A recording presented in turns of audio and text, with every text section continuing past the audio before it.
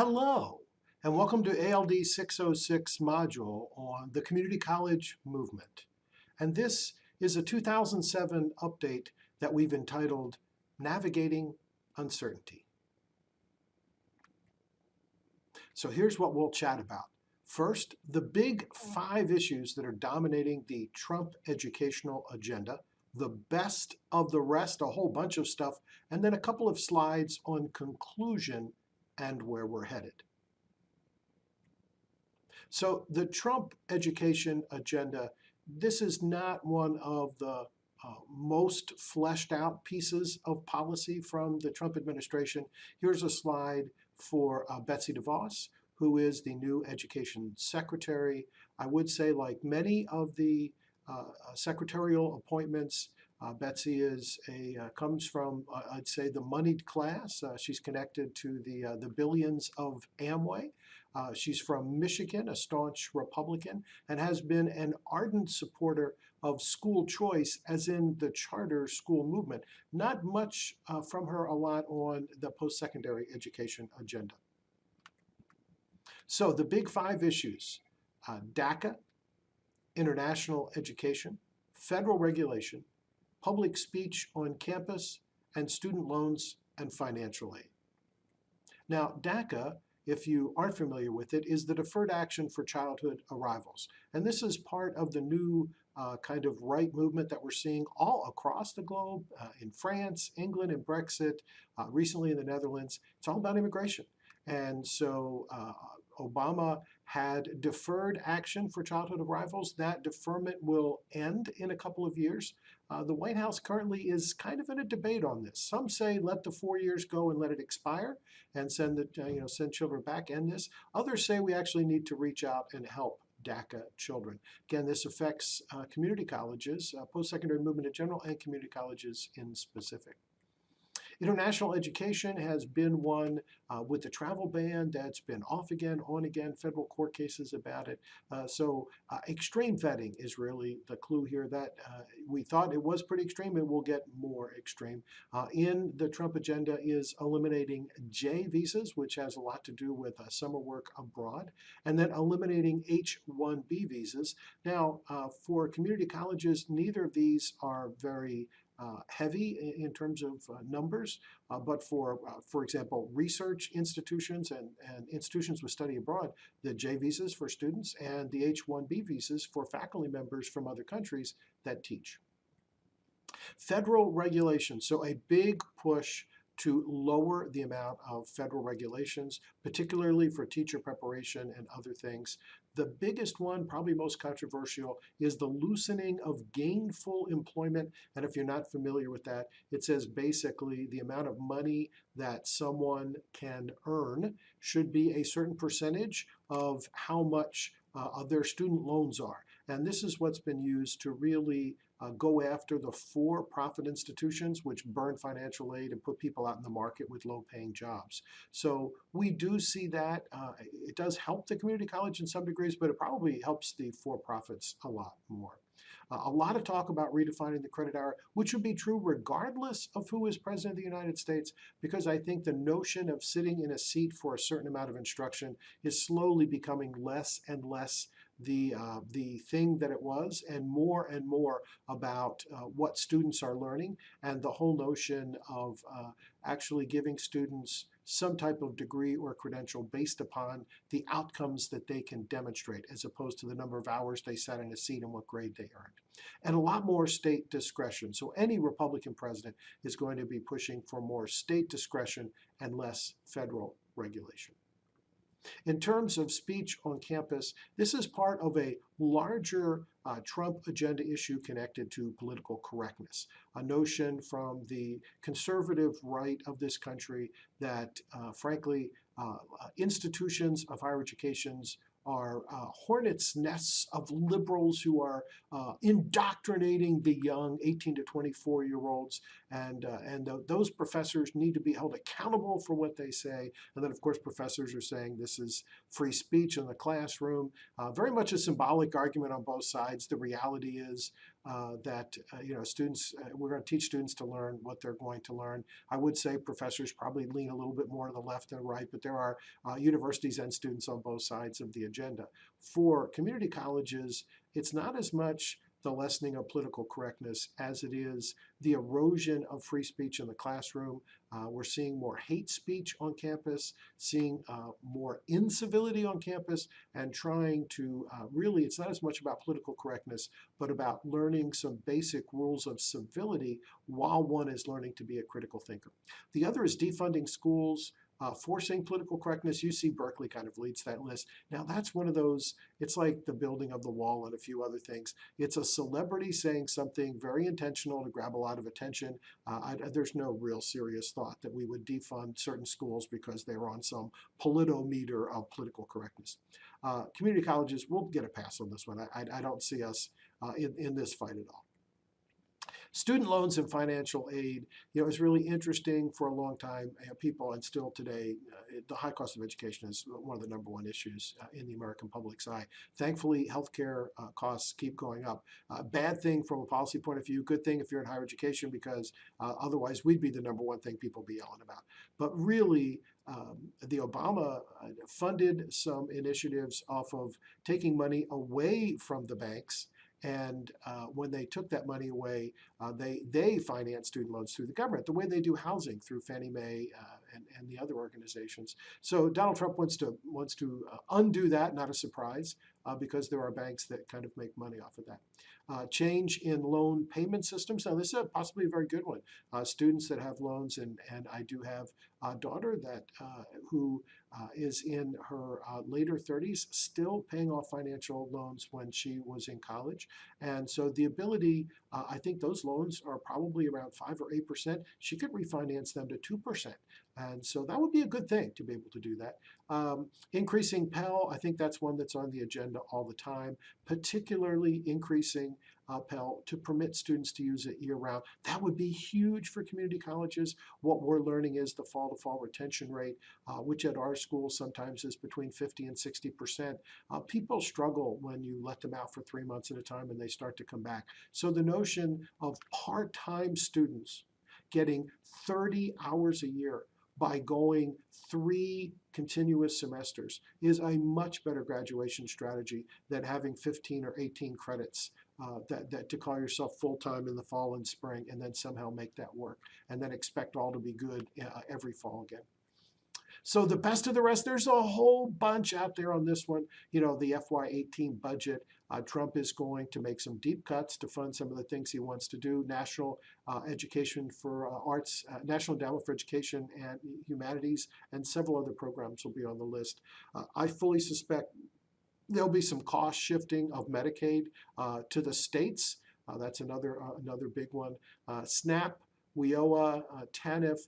So these are all programs for the most needy of our population. There'll probably be cuts or restrictions on those.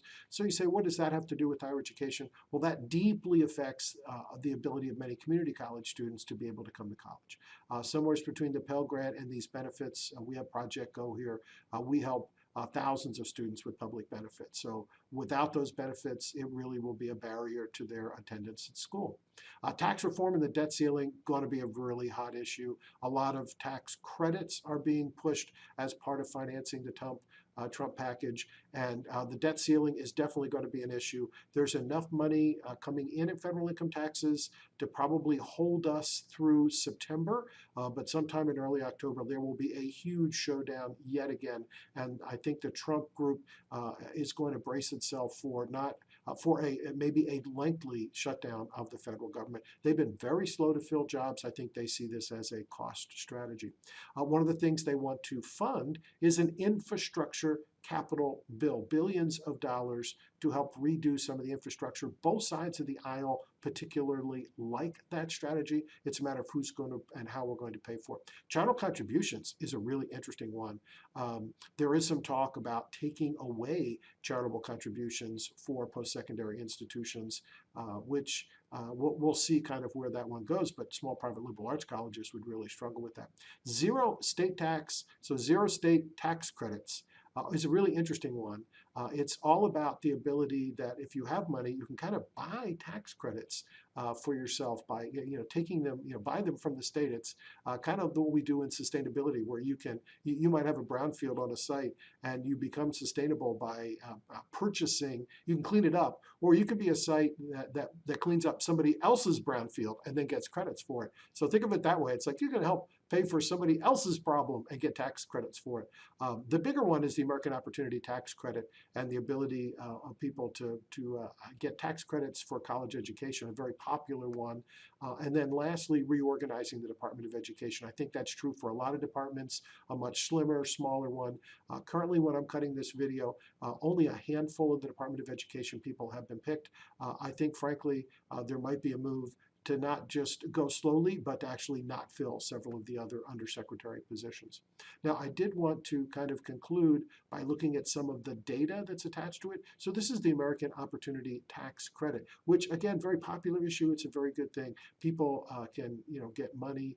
They're paying money for school, and they're getting a tax credit for it. But look carefully. $100,000 and above is 75%. So the theme is very much the Trump theme in education is going to be the theme, immigration, about who's in this country. That's kind of a number one. Number two is tax credits that really help people in the upper 5 and 1 percentile of incomes, and then deep cuts in some programs, particularly to the neediest people, or some regulation on those programs of entitlements, and moving that money to other places. So here's the conclusion part, which is more about post-secondary education in general across all the sectors.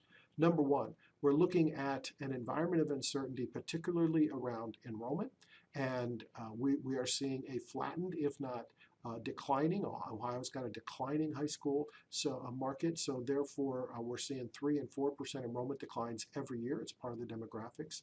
We are overdue for what would be politely called a market correction, like we had in 2008. That could, if that were to happen, that would send millions of students back into kind of community colleges. Community colleges in Ohio, they're funded on performance, not on enrollment. So in schools that fund on enrollment, this will give them a boon of money, a little bit of lag. It might take a year or two to get it there, and then it will go away because as the market improves, then those students go down. In Ohio, there is no boon. It's on performance, so it will be a much deeper lag. So it'll be interesting to see how that would work.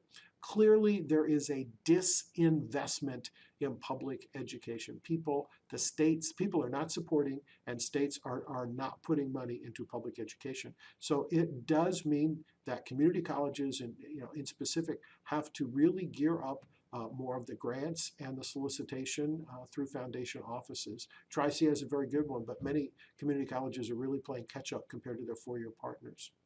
An increase in lesser prepared students, I think that is definitely going to be the case. And I think the philosophy of the community college is we have to preserve the access mission. The four-year schools will tighten enrollment requirements, I think is what's going to happen over time. So the two-year schools will definitely be taking to preserve that access mission, and definitely having more unprepared students, and kind of how to deal with that, despite having the Common Core and everything that goes with it. Increased accountability is all day long. Now, Tri-C has been a leader in metrics, and as tough as our numbers are someday to look at, we're very open about them. But I think that accountability is going to ratchet up, even under a Trump administration that's going to regulate less in this area. And leadership turnover is really big. When I first started my leadership journey as a dean, which is now 12 years ago, the chief academic officers, I looked at some data, and presidencies lasted about 8 years, and chief academic officers lasted 6 to 7 years.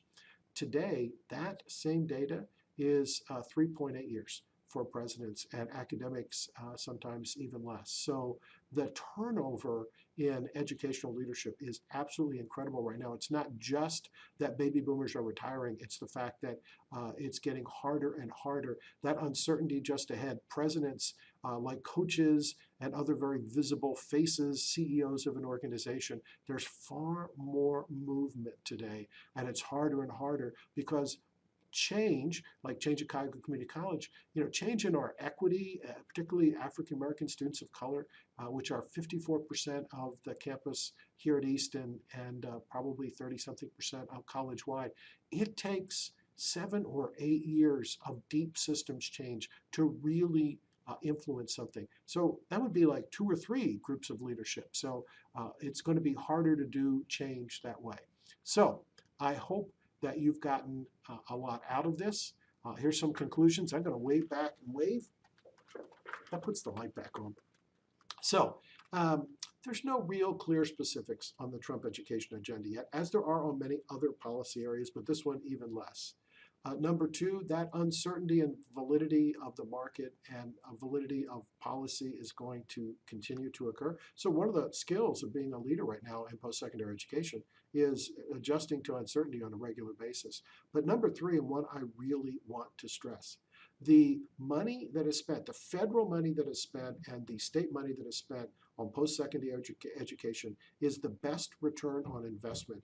I think early education actually outreturns post-secondary education, but any money spent on education has a huge return in terms of people progressing to a better life, having higher wages, becoming productive members of an economy, putting money into the tax system, as opposed to other dollars that are spent in other directions. We have to continue to tell our story in times when education is valued less. And I think that is a story that is going to be something for the next decade or 2. We are going to see a modest public investment in education. It might be in more of the infrastructure side. We have to learn operating to slim down, but maybe we're going to need some infrastructure money. Community colleges typically celebrating 50th anniversaries, like school systems in the suburbs, all facing ancient public facilities that really need some type of upgrading. So all of that definitely on the agenda. So I hope that this was helpful to you in ALD606 in the graduate lecture. I hope it's helpful to you just in education in general. Thank you.